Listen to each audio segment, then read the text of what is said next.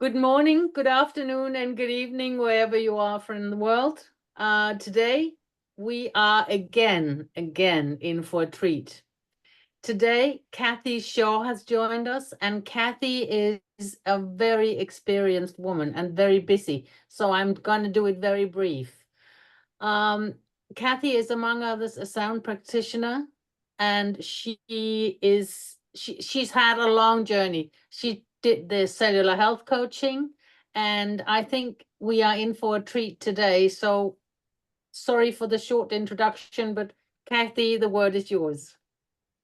Thank you so very much. Thank you to all of you for showing up today on World Mindfulness Day, a special day where folks across the globe are all thinking about the benefits and the practices of mindfulness and meditation. My name is Cathy Shaw, and I am a yoga and meditation instructor, working with a lot of different kinds of groups of people in private settings, in clubs, in corporate offices, and teaching lots of different courses on the benefits of mindfulness and meditation, and just bringing it into your everyday life. So mindfulness is quite a big buzzword. You hear it a lot. You know, you hear about the benefits of mindfulness to reduce anxiety and stress. You hear about meditation helping you stay calm and live a healthier, more easeful life. But I think there's some confusion about what it really is. You know, what is mindfulness and what is meditation? And how much do I have to do to get that benefit, and how often, and what do I have to do to get started, really? So I wanted to just give you a brief overview of mindfulness to start. And I like to use the definition that comes from Jon Kabat-Zinn. He is a renowned mindfulness teacher, and he's the founder of the Stress Reduction Clinic in Boston. He's the founder of the MBSR program, Mindfulness-Based Stress Reduction. Many of you might be familiar with that. His definition says that mindfulness is the awareness that arises from paying attention in a particular way. And that way is on purpose, moment by moment, and non-judgmentally. So again, it's the awareness that comes from noticing what's here in front of you in this moment without trying to fix it or change it or wish it away or alter it or lay judgment on it, which is where a lot of our suffering comes. You know, the moment itself is rich with so much possibility, but the brain likes to label things as pleasant, unpleasant, or sometimes neutral. And that judgment that we lay on the moment tends to cause a great deal of suffering. So mindfulness is not a relaxation technique. And I know that, you know, there's lots of those. We can do body scans, we can do some deep breathing, we can place a hand on the belly, a hand on the heart, and get close and personal with what's here in your body right now to calm your nervous system. Mindfulness is not that. It's more just noticing what's here in the moment without being super distracted.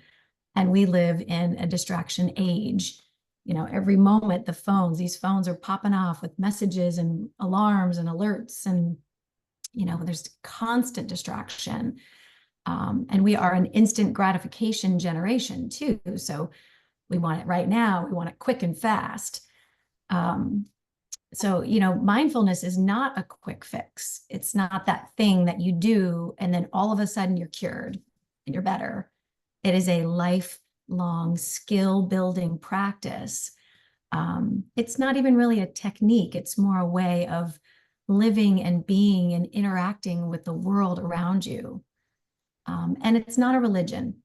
That's another one that gets a little confused. It has some pretty deep roots in a couple of different faith traditions. And it can be a spiritual practice, but it is not necessarily any kind of a religious experience, unless that's how it is for you, right? So lots and lots and lots of benefits of mindfulness, mental clarity. You know, when you think about all the things that come your way, there's so much happening all the time. When you're present and you're aware of what's happening right here, right now, there's a sense of clarity to your experience because you're single-pointed focused, as opposed to that triple tasking that we all do so often. Mindfulness can also help to enhance your relationships.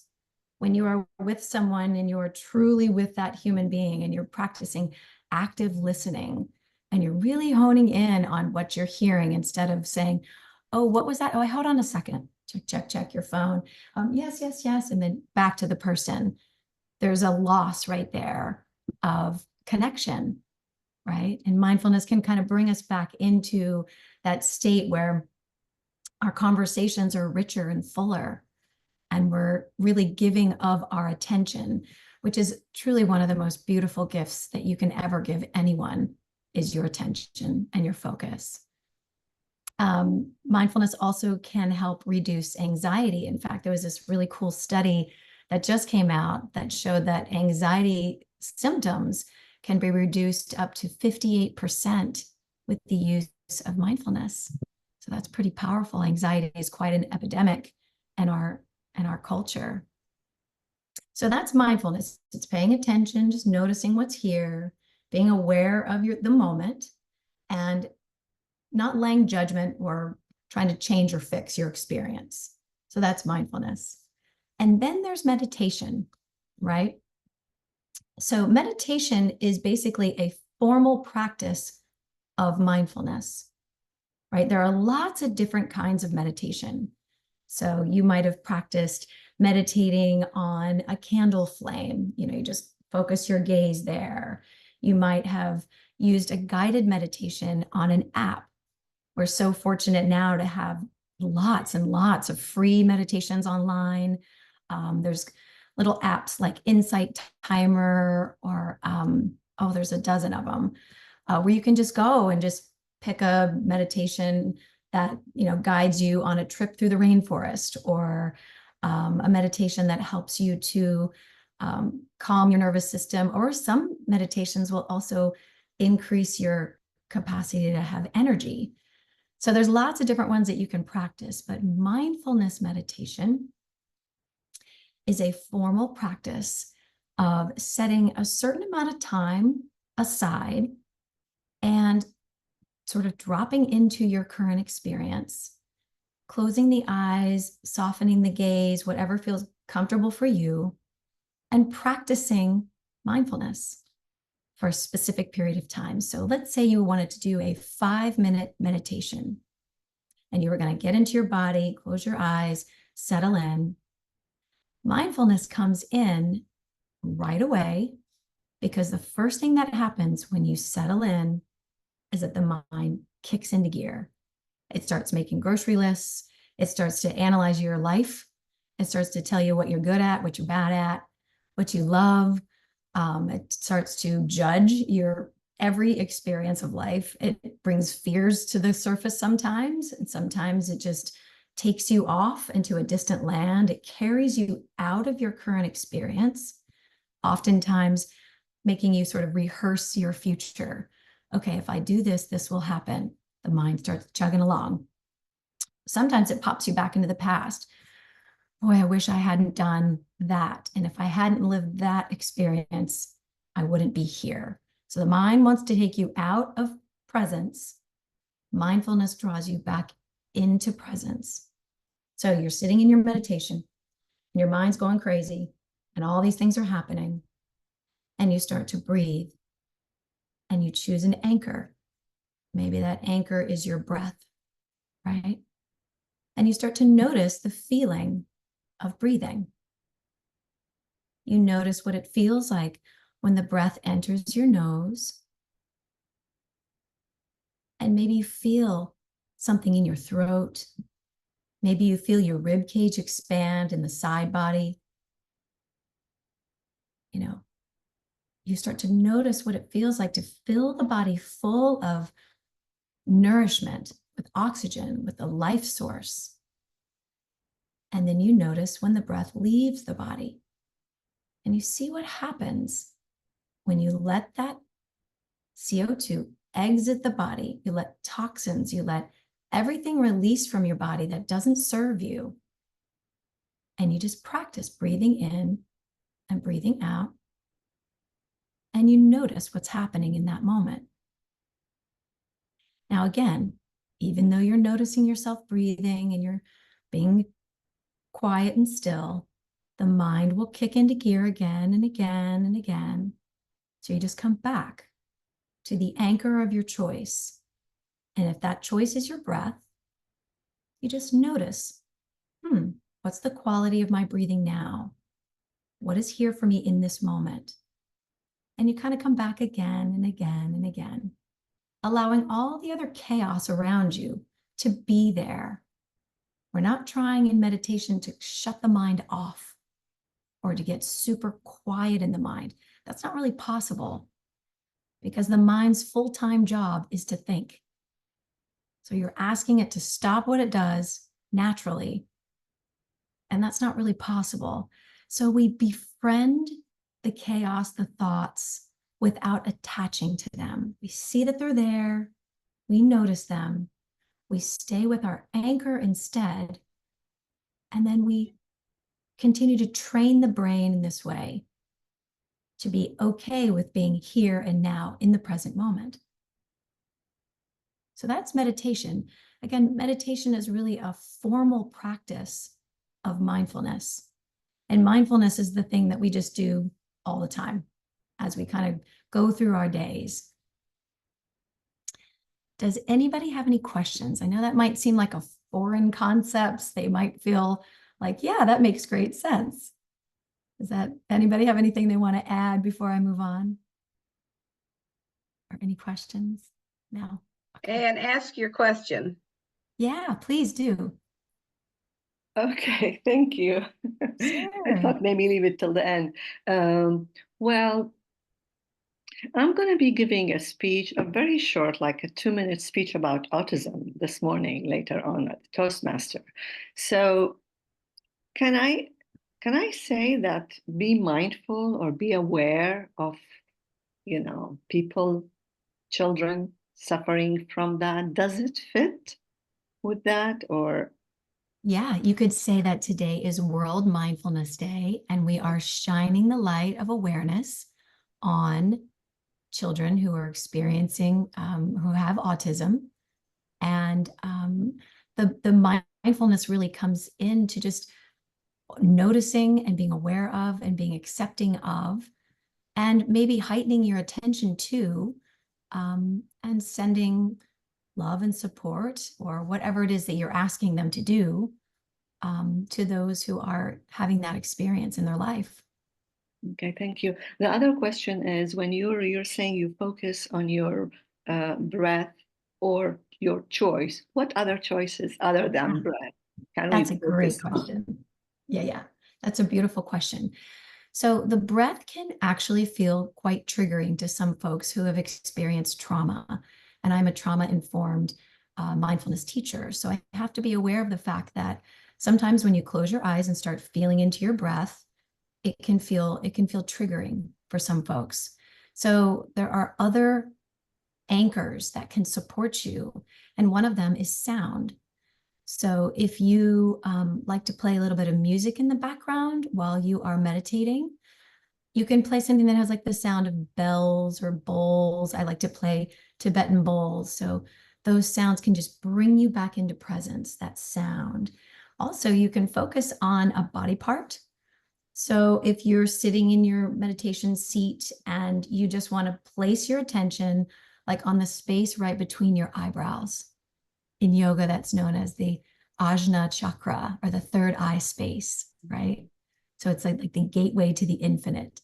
So you could place your attention right there and let that be your anchor, or you could make it even more simple. You could put your attention on your toes or something, and just know that you have this place in your body that you're going to place your attention gently to draw you back in when you start to sort of pop out, because we pop out very consistently.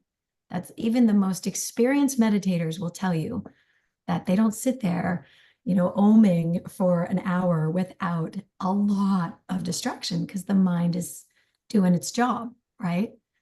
So Thank you so much, Kathy. You're Thank you. welcome. You're welcome. Yeah. So play with different anchors, and see which one feels like the supportive one for you.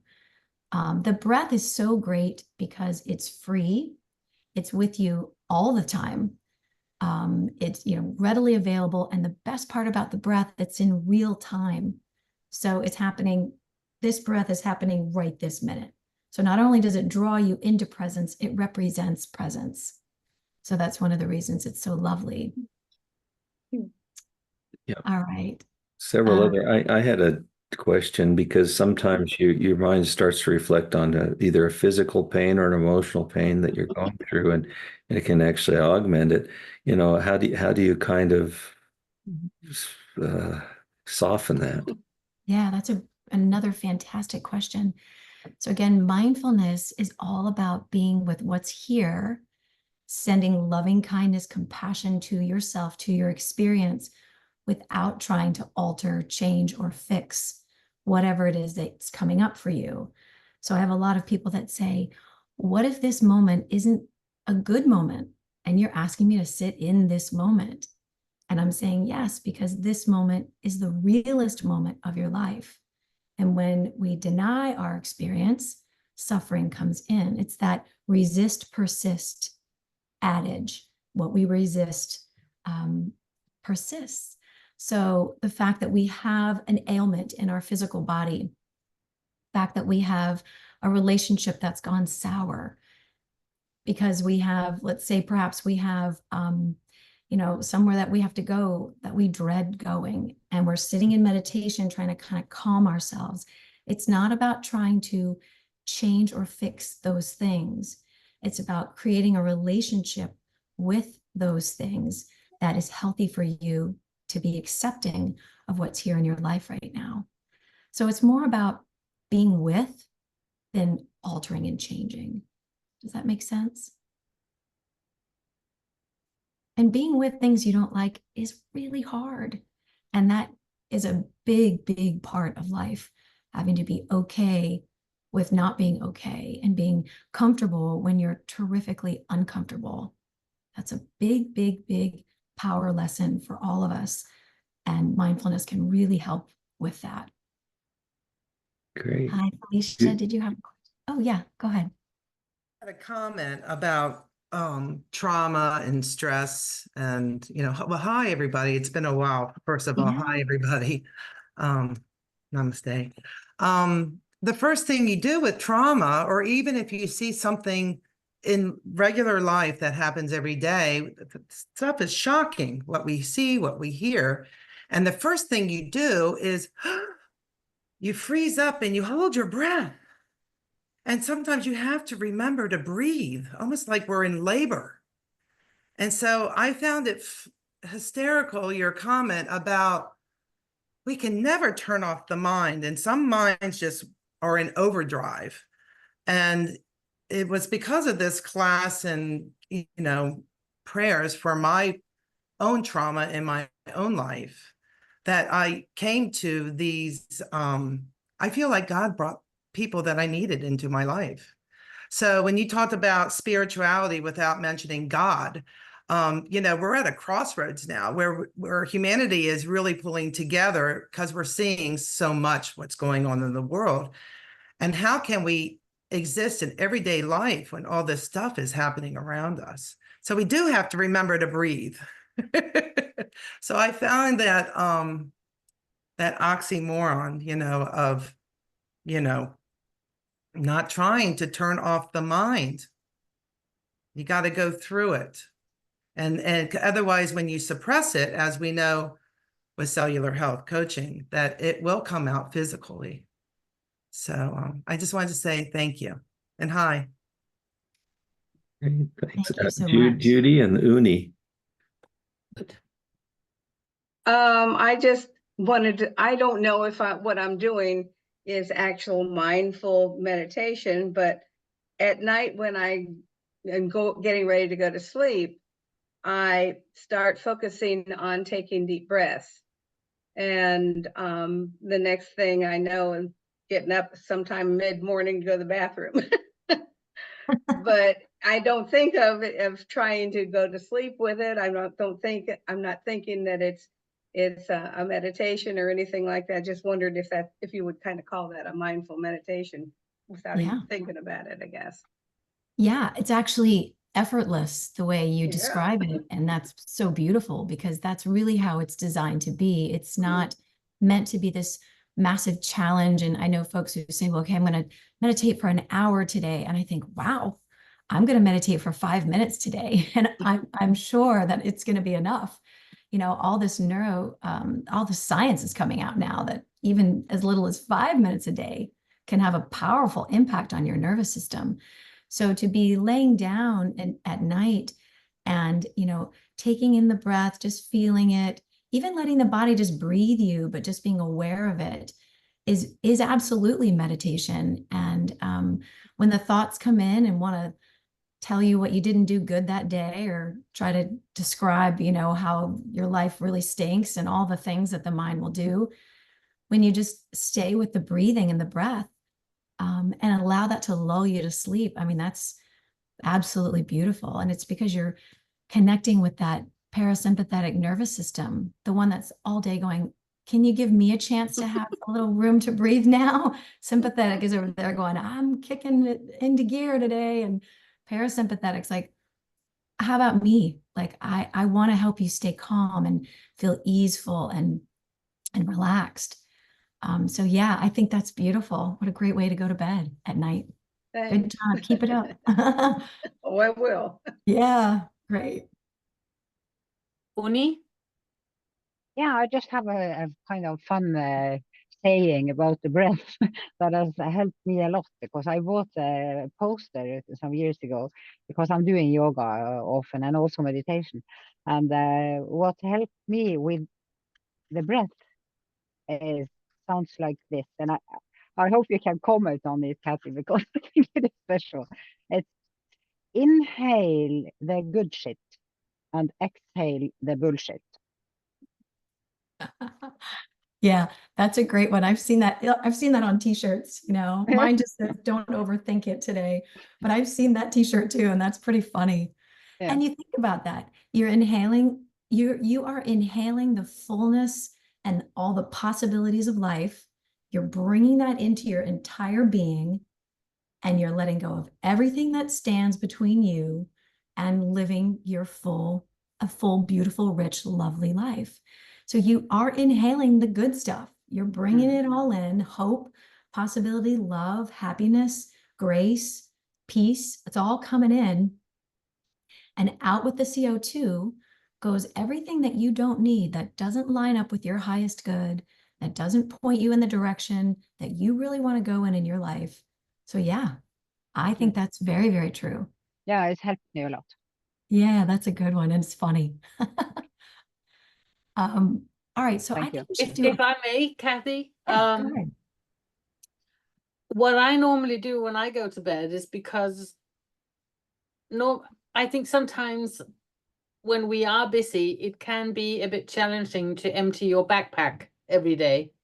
Yeah. So the thing I do when I go to bed is I start going through the day. If I stamped on somebody's foot, I ask forgiveness for that and ask that I will act differently the next time. If I made somebody happy, I ask for gratefulness for that. And then I start doing my breathing exercises after that. And I found my sleep has improved very, very much. That's beautiful. I love that practice. I feel like there's huge benefit to having, I call the morning one, the receive the day, and the evening one is the release the day practices. So my receive the day practice is, you know, gratitude the moment the eyes wake up. Thank you, dear Lord. Thank you, spirit guide. Thank you, whoever you know, pray to. Thank you so much for the opportunity to be here today. and to have all of the experiences that are coming to me. That's the wake up. And then the nighttime is I release it all. You know, I was raised Catholic, and my parents used to say, give it to God at the end of day. Just, you're done, Kathy. You've done everything you can do in one day. Just release it. So my releasing practice is like yours, Vicki. It's just, you know, it's a little bit of a rehash. I do the same kind of thing. Like, okay, today was all right. You know, tomorrow I got this. I have like a to-do list. I kind of get it out of my head and put it on paper. And then I go to bed, releasing the day. And like you, Judy, I start feeling into the breath and just letting, and just kind of picturing like what it looks like when the oxygen's moving around. And I try to envision like the breath just filling me up with life force. And just, it kind of helps to ease right into that sleep. But yeah, I like the releasing, get it out of your head. Otherwise you can lay in bed and ruminate like crazy, and that causes insomnia. And we know all about sleep from our cellular course, about the critical nature of sleeping enough, getting those hours. Anybody has anything else before we, yeah, Anne. Yes, sorry. When you're releasing things, you know, the bad things, you know, you inhale and exhale, aren't you really thinking about them at that moment? Yeah, good question. That's a good one. In essence, so again, back to Dr. Samuelson's question, we are actually trying to create a very healthy relationship with all of our parts, all that we are, our ailments, our goods, our bads, as we call them bads, all the things. So yes, you are aware of those things because you kind of can't not be, you know, they're there, it's real, especially if you have a physical pain, you're actually feeling something, right? So you know that it's there and you are putting some thought to it, but you're not thinking about how you could get it to go away. And you're not thinking about how to fix it. You're just aware of it. And then perhaps you're sending love to it. You're sending compassion to yourself for the experience of having to be with that. There's a level of acceptance that comes into this practice where you say, yeah, this is my experience of today. And, you know, we're constantly evolving,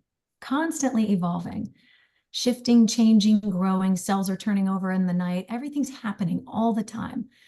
So when we lump ourselves into the suffering that comes around, like, this is my forever experience, this is how it's always going to be, those limiting beliefs of always, never, those words that, you know, lump us into this, nothing's ever going to change. When we start getting into that belief pattern, then huge suffering comes because we're constantly evolving.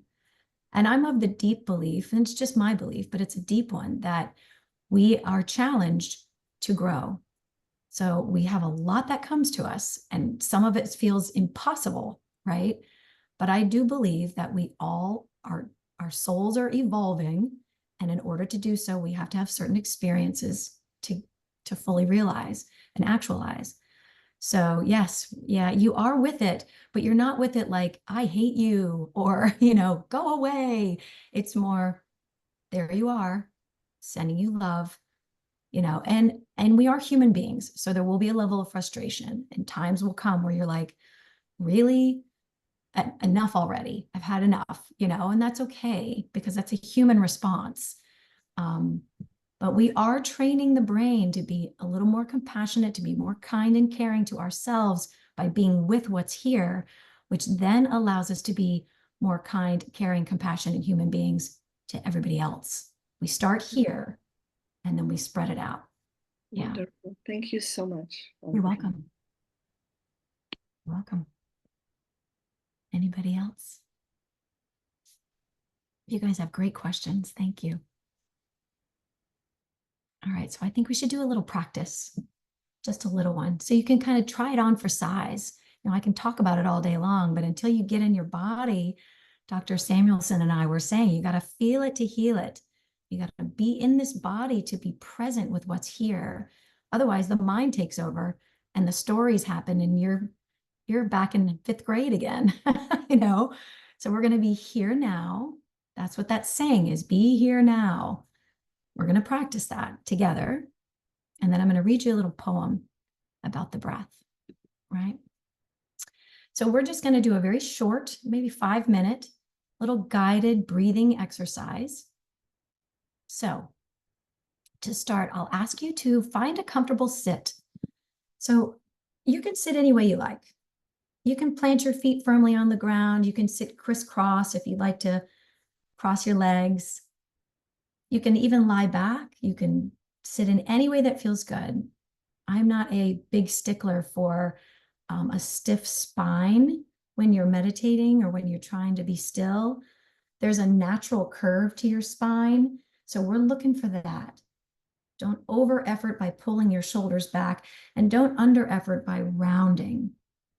Rounding closes off the heart. So just find that sweet spot between effort and ease, kind of settle in there. You can let your hands land wherever they do. If your palms are turned down, that might be the body's wisdom saying that you need a little extra grounding right now. And if your palms are turned up, just organically, that kind of signifies an openness to receive. And if you like to close your eyes and that feels safe for you, please feel free to do so. And then I'll ask you just to notice your breath.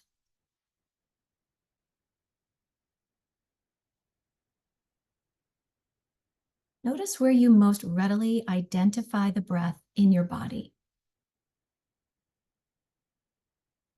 Maybe you feel it coming in and out of your nose.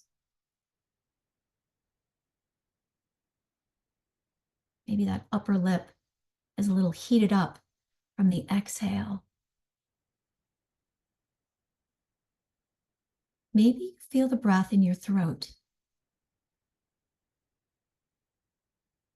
Or perhaps you feel it in your rib cage as the rib cage opens up like Venetian blinds, opening up and then deflating like a balloon.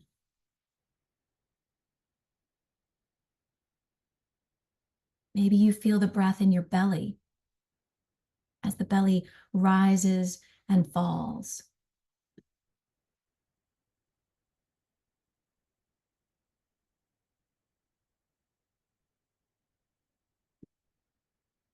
Just feel yourself breathing in and breathing out.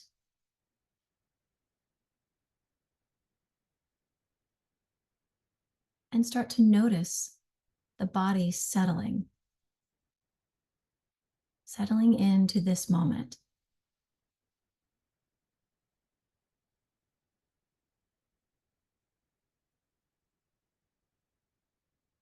And then start to notice any thoughts that pop into your mind.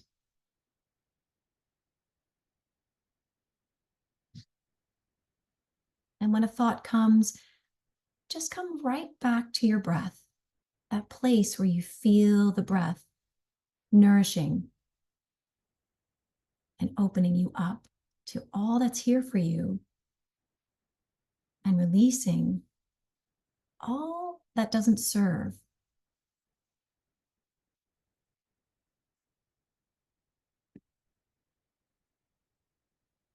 And then just notice the next thought that comes in. There it is. Planning, thinking, rehashing, whatever the mind is doing, just notice it. And gently return your attention right back to the breath.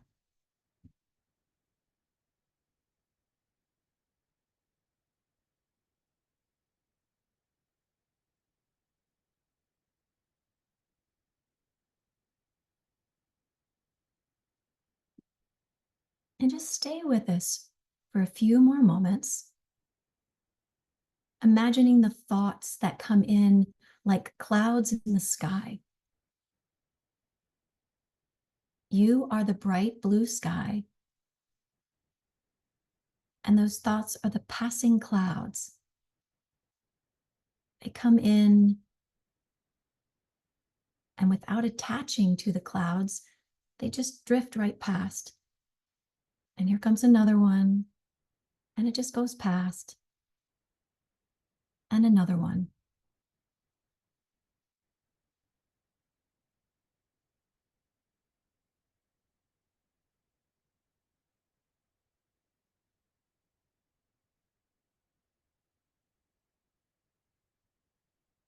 So while we're here in a bit of stillness, I'd like to read to you a short poem by one of my favorite poets. She hails out of the Appalachian region in Virginia. Her name is Donna Folds. She says, settle in the here and now. Reach down into the center where the world is not spinning and drink this holy peace. Feel relief flood into every cell. Nothing to do, nothing to be, but what you are already. Nothing to receive, but what flows effortlessly from the mystery into form. Nothing to run from or run toward, just this breath. Awareness knowing itself as embodiment. Just this breath. Awareness waking up to truth.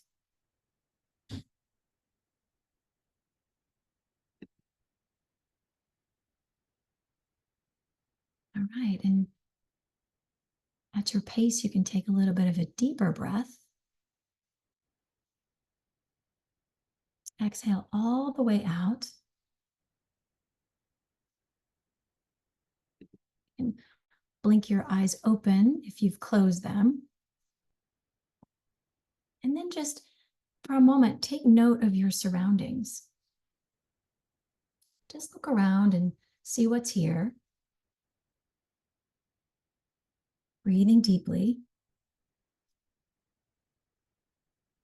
And then just coming on back to our session.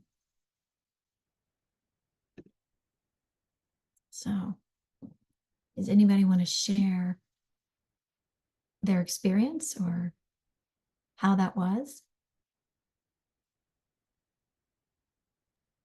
I meditated so deeply, I fell right asleep. That's beautiful. I must have yawned about 15 times because I guess I thought I was going to sleep. Yeah. In some ways, we are going to sleep. We're turning off that need to constantly analyze and evaluate everything that we do. We're so hard on ourselves. We're turning off our need to grab outside of ourselves to constantly fix and change and improve everything when the body is so full of wisdom and there's so much here in this moment that we miss. Did anybody hear any little birds or any little sounds in your environment? It's kind of funny because we had that little initial talk. So what I experienced at some point, you said, imagine something that makes you calm or nice. I don't remember what you said. And then a childhood memory came in that was so nice. I could also almost not stop smiling. So no birds for me, but something else that was beautiful. Thank you very much, Cathy. You're welcome. And it's so interesting, Vicki, when you create, as as this other lovely poet said, to create a clearing in the dense forest of your life. Her name is Martha Postlethwaite. She has this beautiful poem called Clearing. So when you can create a clearing just like this 5 minutes, there's magic. There's so many things that we're missing in our day-to-day experience in these 24 hours, right? And when you can just get still enough just to notice some things that are here in front of you, it can open you up to the fullness of life. You know, if life is on a spectrum, I think we hover somewhere in the middle most of the time, sometimes towards the bottom, sometimes we have the highs and the lows, you know, but there's a full spectrum, and we're missing out on so much of our lives, being lost in thought. I think they said 60% of our day we spend lost in thought. And so that's more than half of our life. Think about that. It's kind of crazy.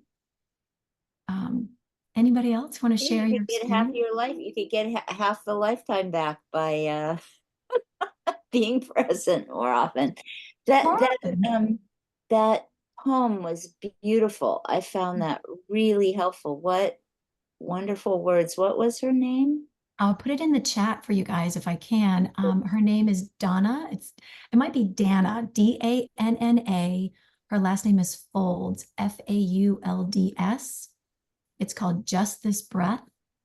I'll pop it right into the chat if I can do that. Thank you. It was really nice. Yeah, I find your surroundings very restful too. Oh, thanks. Yeah, this is my little studio. Here it comes. She's just a really cool lady, and she's a yoga teacher, a yoga lady, and she did not find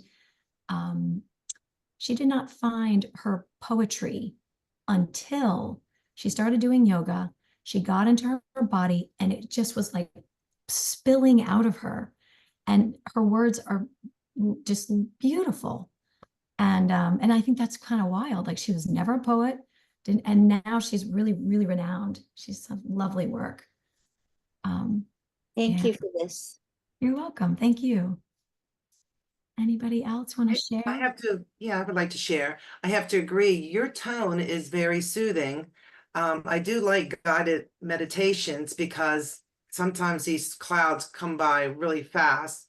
And I find that some vibrations of people's voices keep me calm. So thank you for your tone. And with that, as I was breathing, I have a tumor in my ear. And so my eustachian tube is collapsed a lot of times, and it opened up. So thank you. Oh, that's beautiful. Oh, thank you, Felicia. You're such a doll. It's really good to see you. I think it's been so long, maybe a year or 2 years. It's great to see your face. I've been working on myself, and it's been a remarkable journey. I've been carrying a lot of shame for a lot of my life, like a lot of us, but we've had severe trauma. Mm-hmm. And I've been coming face to face with it without getting too in detail. I am a child of the military, so I lived in Iran. So my story is quite unique, and whether I'm going to be brave enough to publish the book, the healing is still going on. So I'm still on my journey, but thank you. And I miss you guys. So hopefully things are settling down as we speak. So good. We'll catch up offline for sure. I'd really like. Yeah, well, hopefully I won't be a stranger. So yeah, that's nice good. to see everybody. We feel it and we heal it, don't we? Because time is getting a little short, I just wanted to continue to give you, I don't want to leave you guys without a little homework and a few tips and tools to kind of help you in your journey, because I know the next question is like, okay, now what? This was great. We had our time together today, but what am I supposed to do when we're not together, you know? One of the things I will encourage more than anything is to just take it really easy and slow. You don't have to meditate for 50 minutes. You don't have to do anything more than maybe 5 to 10 minutes.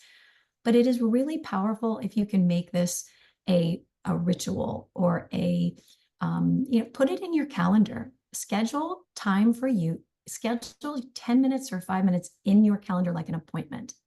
And have that time of day that you're going to sit and just be with yourself, be with what's here, come into presence, feel yourself breathing, and then go about your day and see if you can try to incorporate that into your regular routine.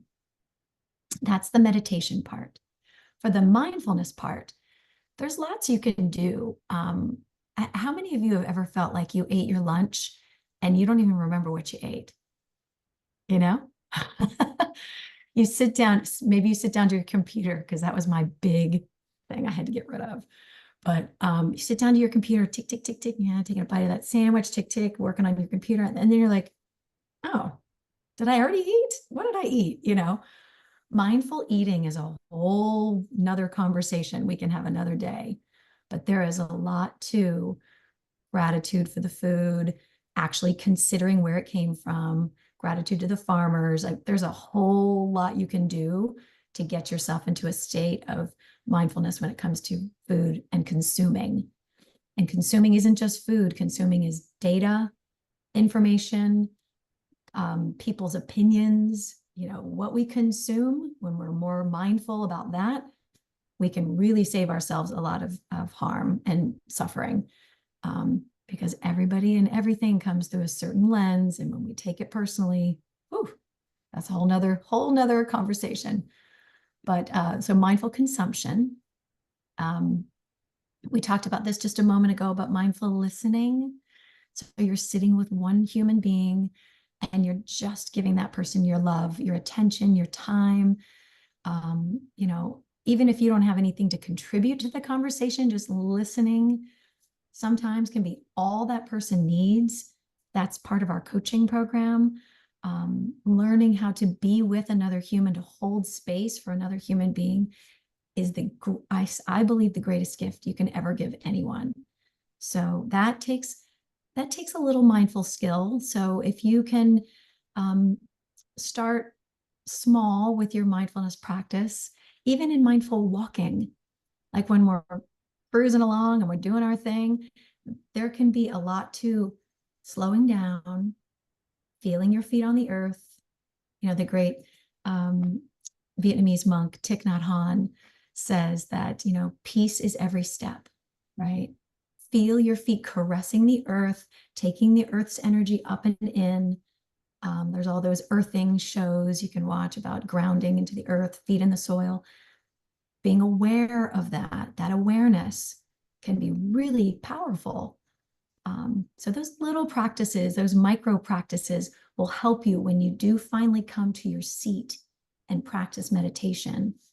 And you'll just keep practicing. It's a life practice. It's forever. And you'll get better and better and better. Kathy, there's a question in the chat for you. Anne is asking if you have a website where she can register to your class. Yes.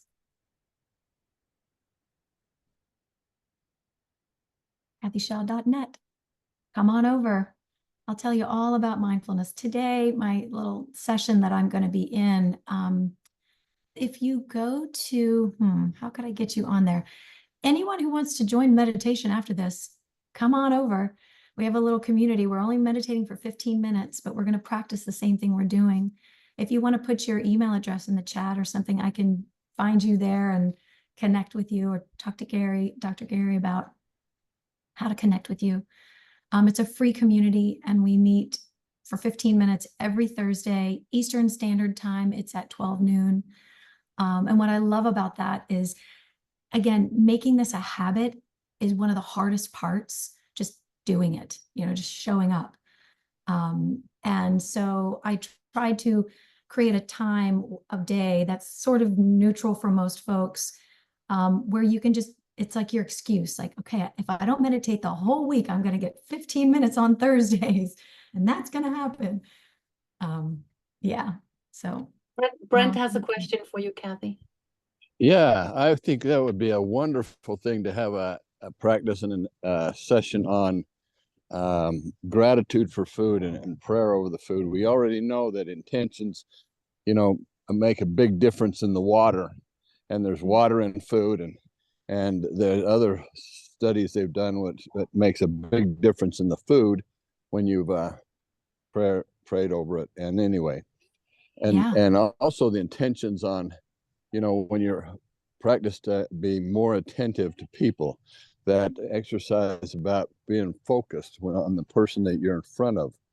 I mean, those two things would be fabulous to, you know, be able to get programmed into us as a habit. Yeah, I totally agree with you, and I'm happy to share what I know about those two concepts anytime you like. So yeah, sounds great. Thank you. Thank you all so much for your attention. We'll hold you up to that, Cathy. Yeah, I would be honored. I would be honored. Yeah, you were It's all very always such a mindful nice today. day. No, but it's always such a nice day when you're here.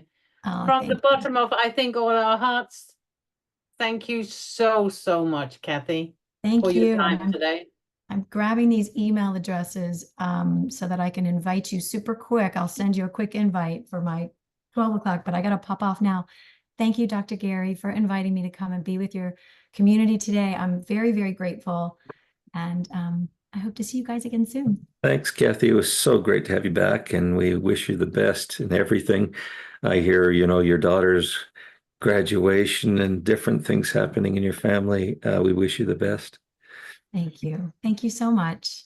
All right. Be well, everyone. Bye. Thanks. Bye. Well, I think we're going to wrap it up a little bit, Vicky. That was wonderful, was it not? It's wonderful to be able to kind of just get inside yourself, and whether you have pain or difficulty or whatever, to feel that calm acceptance and calm I'm okay. I am what I am. What wonderful being. We've incorporated that into the CHC program. When we were going to rest, for example, feeling our feet and relaxing and feeling our legs and feeling our kind of grounding ourselves in the present moment actually does put you to sleep. I saw Brent's clouds kind of coming by physically when he was talking to us. And that this sort of stuff is absolutely wonderful, and I'm always amazed at how beautiful this body is. What a wonderful experience we were able to have every day, and the grateful gratitude that I have for being alive and for being able to be here with you and spend a few minutes with you and see Cathy again and see some of you again. It's been a real wonderful experience for me, and so many memories. Great. Brent, you have a question or comment? I think he just forgot to lower his hand. Oh, okay. Great. Forgot to lower my hand. Okay. Okay. Good. How come Yeah. I know that, Brent? So, yeah, Vicky, do you have anything to kind of wind it up today? Yeah, what I was kind of thinking is we are so lucky that I can see we have a few new faces today. And if you want to make sure that you get an invite or that you get on the list in case we have something coming up, then please type your email in the chat and we will make sure that you get the news if there is any.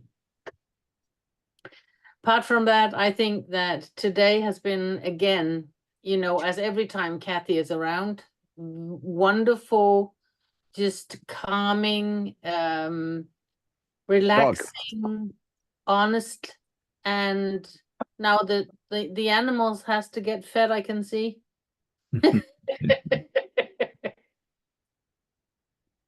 Oh, the dog.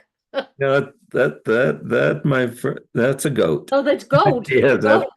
I was up there helping him to build those goat houses a little while ago. Oh, how fun are they? And, They must have listened in on the interesting, meditation as well.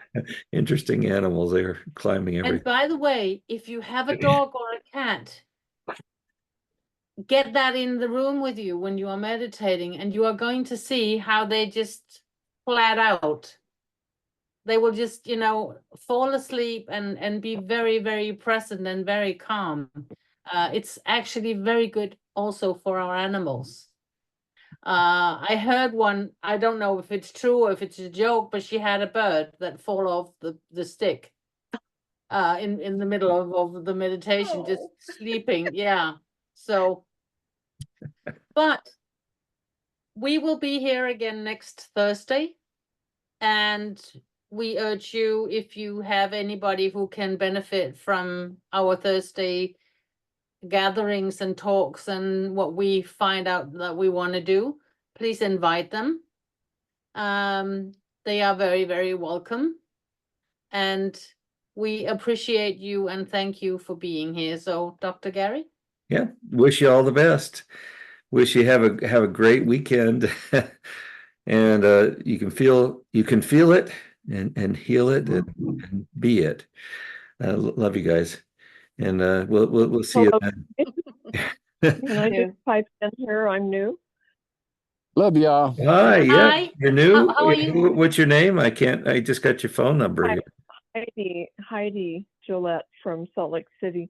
I just wanted to let you know that I can't get on Zoom. My phone is glitching. Could I give somebody my email? Because I'm very interested in the, follow up with your group. Just tell me your email. Okay, it's GRAMS8JG.